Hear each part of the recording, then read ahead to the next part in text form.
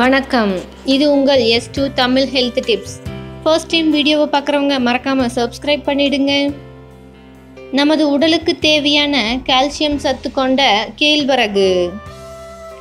நமது உடலுக்கு தினமும் தேவைப்படும் சத்துக்களில் முக்கியமான ஒன்று கால்சியம்.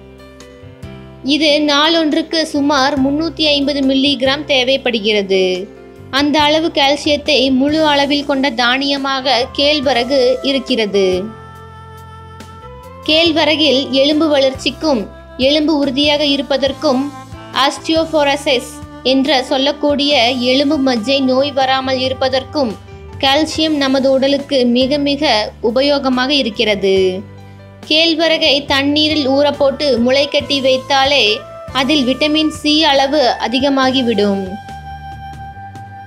ஆகவே முளை கட்டிய கேழ்வரகை தொடர்ந்து சாப்பிட்டு வந்தாலே இரும்புச்சத்து தானாகவே உடலிலிருந்து இரத்தத்துக்கு அதிகமாக இழுக்கப்படும். அரிசியை ஒப்பிடும் பொழுது கேழ்வரகில் நார் சத்து அதிகமாகவே உள்ளது. எனவே வெகு சீக்கிரத்தில் மிக சுலபமாக ஜீரணமாகிவிடும். ஆகவே மொத்தத்தில் உடலிலும் இரத்தத்திலும் உள்ள கொலஸ்ட்ராலை குறைக்க கேழ்வரகில் செய்த உணவுப் பொருட்கள் மிகவும் உதவியாய் இருக்கின்றன. தாய்ப்பால் நன்றாக அதிகமாக சுரக்க கேழ்வரகு மிகவும் உபயோகமாக இருக்கும். மேலும் கேழ்வரகில் உள்ள முக்கிய அமிலங்கள் இரும்பு சத்து, கால்சியம் ஆகியவை தாய்க்கும் தாய்ப்பால் வழியாக குழந்தைக்கும் கிடைக்கிறது.